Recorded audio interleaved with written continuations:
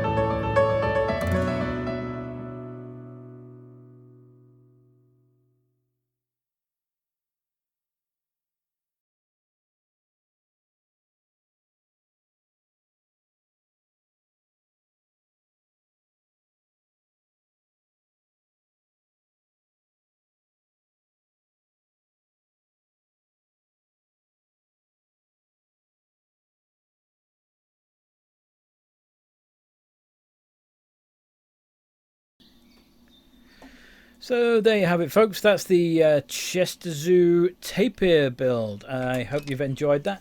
I'll just take you around it briefly and show you some of the bits that we've incorporated. As you saw at the beginning, I measured out the area so I knew where I was going to be building, and I've got it orientated the correct way, and I knew that roughly where it sat in relation to the other building. And I also knew that there was a barrier of undergrowth along there, and I'll come back to that in a moment when I talk about the planting. The actual exhibit is pretty close to the Chester Zoo one. I think the water is a little bit smaller in Chester Zoo, and it's sat a tiny bit further back, but it's only because when we built it, it then said, oh, there's not enough water for these animals, and I had to put a bit more in, so I brought it forward a little bit. But that's okay, I don't mind that. I think it looks fairly accurate. There's a few more dead trees around here, and a little bit more in the way of brickwork. But again, I wanted the tapirs to be able to get into the water. They are quite a shy animal, so it's probably pretty good to put in some keep quiet type signs. I don't know if they're in there or the construction bit. Are they in there? Who knows? Oh, they're not in the habitat, surely. They can't be, no. They'll be somewhere. I don't know exactly where. Someone can put it in the comment. I'll find it, actually. I'll find it before I post the video. So yeah, so that's. I think it's worked out pretty good. We managed to get the water in fairly well. It's nice that it is sort of hidden by these two bushes. I don't know what they are in real life, but in here they're holly bushes. But I think that looks pretty good. We managed to get all the various bits of entertainment in for them as well. The tree planting is similar to the actual exhibit. The actual trees aren't the same, of course. We've got some tamarins in here, whereas in Chester Zoo they're probably a European tree. Now I haven't bothered carrying on round here. This enclosure here is it's a spectacled bear, I think, at the moment. There's a spectacled bear in there. It's quite a large enclosure, and I didn't want to go too far that way with the planting. But there's a little wooden fence runs here, and then there's an observation bit for the spectacled bear. I think the house has worked out fairly well. It was an interesting build in that I knew before I started I was going to build a double wall on this side, because there's a kind of brickwork and then there's a kind of a plaster effect on the inside there. And again, I think I've done pretty well there. This is more like a netting to sort of shade the animals. They are quite a timid species, which is why I think I'm going to put some keep quiet signs as my keeper, demonstrating the non-opening gate there. But yeah, there you go. But I think overall it looks pretty accurate to the actual exhibit in the zoo. If we can just move around a little bit. I mentioned the planting, and what I wanted to do was, because I knew there was a barrier of plants down here, it's important to look at what the tapirs actually need, because I need to sort that out, don't I? We'll put a bit more soil in. That's why I was going to wait until I'll do it in this bit actually. I was going to wait until I put the trees and things in to make it look a little bit more naturalistic, but I can do that in a second. So that was the thing with these bushes. I knew I was going to put them in, and anything that overhangs into the exhibit is counted as being in the exhibit. So the animals themselves, they know what's there, and they sort of say, oh no, those are fine, scabiole, but they're the ones that are outside, but they're counted as being inside if they fall into the exhibit. So it was important that I got what they wanted on the outside, rather than me planting a load of beech trees and things and then the tapirs going, oh no, we don't like that. So as far as the terrain goes, obviously I'm not quite there, saying there's too much grass, but we can sort that out now. And the reason I didn't put it in before was because I wanted to put in soil where there would be actual wear and tear in the exhibit. So for example, this is pretty much all soil anyway in the exhibit, but when they come out, obviously they make pathways to various things. like this. So where there are trees, we'll try and get some shade under the trees. You don't get as much grass under there. So let's just do that. And again, they will walk over to things like this feeder. See, they like the feeder. They like playing with the tyre. Get a bit in around there. The game's a bit laggy. Let's have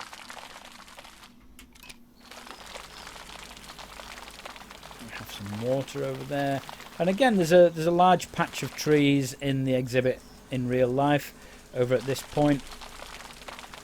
So we'll get some soil under there so it looks as though it's worn. Again, not as much grass under the trees. And again, around where the feeders are, or the toy items that they would use.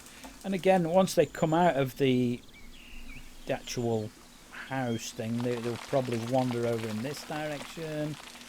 And you will also get mud and dirt around places like watering holes. So let's just put a bit of that in around there.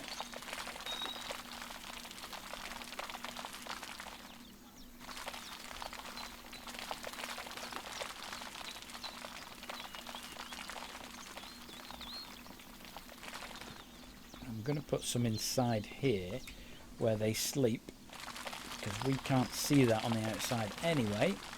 There's no point in them having grass somewhere they can't see what's going on. We're almost at the point where they're happy. I'm going to put a little bit of rock in, and we'll hide it away at the back, because it says they want a bit of rock and a bit of sand, but we can easily just pop this in around here. So towards the end of the exhibit, where nobody will be able to see anyway, let's just put a little bit of rock in around the back.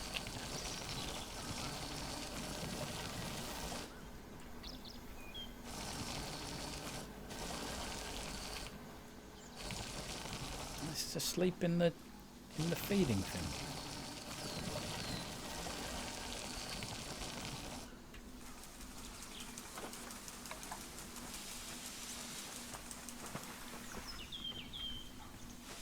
Just trying to not have big patches of grass, areas of dark and light where they may or may not go. There we go, it's all gone green now. Perfect, there we go. We have a better looking exhibit all round. Look at that, amazing. So there you go, a couple of happy tapirs in there, I hope. And I hope that you've enjoyed the build. I think it's a pretty good representation of the exhibit, and yeah, I'm very pleased with it. I hope you've enjoyed the video. If you have, please give me a thumbs up. If you like the channel, please subscribe. It's free to subscribe. All it will do will give you a tiny notification when I put up a new video, although that is turn offable. And I think it's only when you go into YouTube anyway that it says these are new videos by these people. So there you go. So I hope you join me for my next video. My name is Backblast. I'll see you next time.